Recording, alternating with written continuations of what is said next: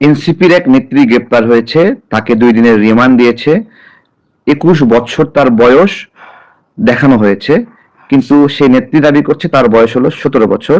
এবং এটা একটা বিষয় যে 17 বছরের কাউকে রিমান্ডে নেওয়া যায় কিনা। তো প্রশ্ন হলো 17 বছরের কাউকে রিমান্ডে নেওয়া যায় কিনা। আমার প্রশ্ন হলো যে যে 17 বছরের হয়ে যদি চাঁদাবাজি করা যায়, মাস্তানি করা যায়, তাহলে 17 বছরের কাউকে রিমান্ডে নেওয়া যাবে কিনা, এটা হলো আমার প্রশ্ন।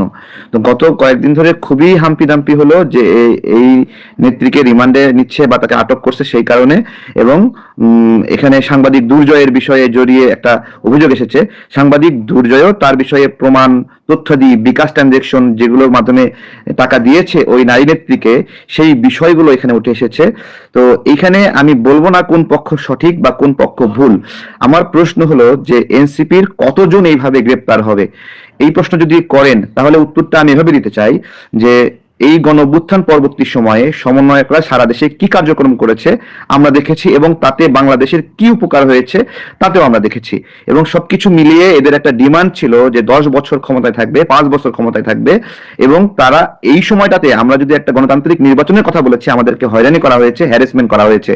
আমার প্রশ্ন হলো যে এই যে যারা এইখানে এই ধরনের কার্যক্রমে জড়িত, স্পেসিফিক্যালি কোনো নাগরিক যদি এমন হয় যে ভয়ে আতঙ্কে এদেরকে বিকাশে টাকা দিয়েছে, অথবা ব্যাংকে টাকা দিয়েছে, অথবা এদের বাসা থেকে টাকা দিয়েছে, যার একটা সিসিটিভি ফুটেজ রয়েছে, এই কোনো ব্যক্তি যদি এদের বিরুদ্ধে ছোট্ট একটা মামলা ঠুকে দেয়, এখানে কোনো চান্স নাই আটক এড়ানোর, কোনো চান্স নাই। যদি ন্যূনতম আইনের যদি সরকার থাকে, যদি ন্যূনতম আইনের প্র্যাকটিস হয়, তাহলে এই মামলা কোনোভাবে বাঁচার সময় নাই। এবং এই সংখ্যা কতটুকু, এই সংখ্যা কতটুকু বিস্তৃত, এই সংখ্যা টেকনাফ থেকে তেতুলিয়াতে যত সমন্বয়ক আছে প্রত্যেকে কম বেশি এই ধরনের অর্থায়নে জড়িত, যারা মানুষকে হুমকি ধামকি দিয়েছে, মামলার ভয় দেখিয়েছে, অথবা মামলা থেকে বাঁচানোর জন্য আশ্বাস দিয়ে টাকা নিয়েছে।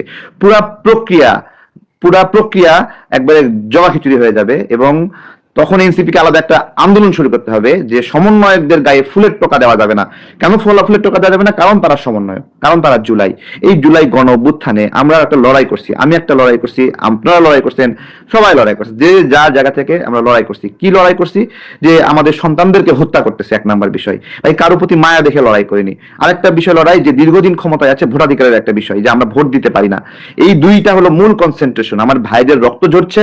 আর হলো কোটা মোটা কিসের কি? কোটা মানুষ বোঝে নাকি? কোটার এখনো প্রয়োগ হচ্ছে, বিভিন্ন ভাবে অন্যায়ভাবে চাকরি নিচ্ছে, এগুলো প্রতিনিয়ত নিউজ হচ্ছে। তো তো এই এই জুলাই গণ অভ্যুত্থানে আমাদের যে স্বপ্ন, আকাঙ্ক্ষা, সেই স্বপ্ন থেকে এমন ভাবে মিসগাইড করে অন্যদিকে জনপ্রিয়তার সঙ্গে যাওয়া হয়েছে যে কোনো ভোটের এখানে, এবং